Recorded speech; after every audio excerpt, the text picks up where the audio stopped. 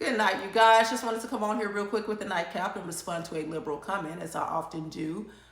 This comment was left under one of my videos that I entitled, Say It Loud. I'm black and I'm a proud Trump supporter.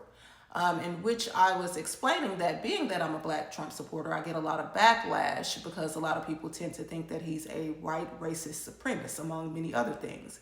To which I stated that they could not name one racist policy that he signed into law.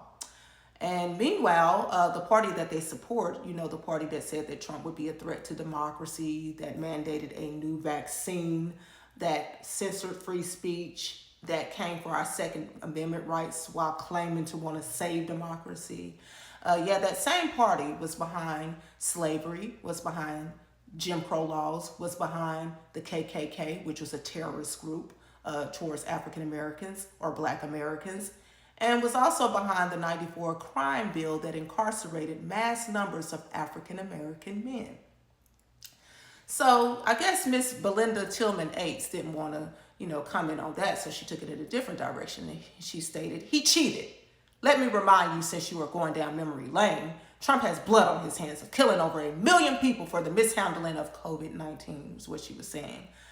Let me inform you, Miss Belinda Tillmans, that there was a doctor, that doctor that received that preemptive pardon from the previous president. That was also the one that was coming out a lot around that time, informing us that he was following the science, but was found to be funding gain of function. Yeah, that doctor, he's on a video before our president's first term stating that there would be a surprise outbreak during our president's first term, okay, of infectious diseases. It's almost as if he was psychic and he knew what was going to happen before it actually happened.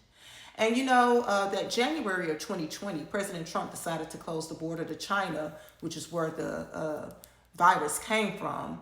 And people were calling him xenophobic. He's a racist. He's this and that. He's that and this. So he switched his mind, changed his mind, unfortunately. And 2 months later, we had the lockdown.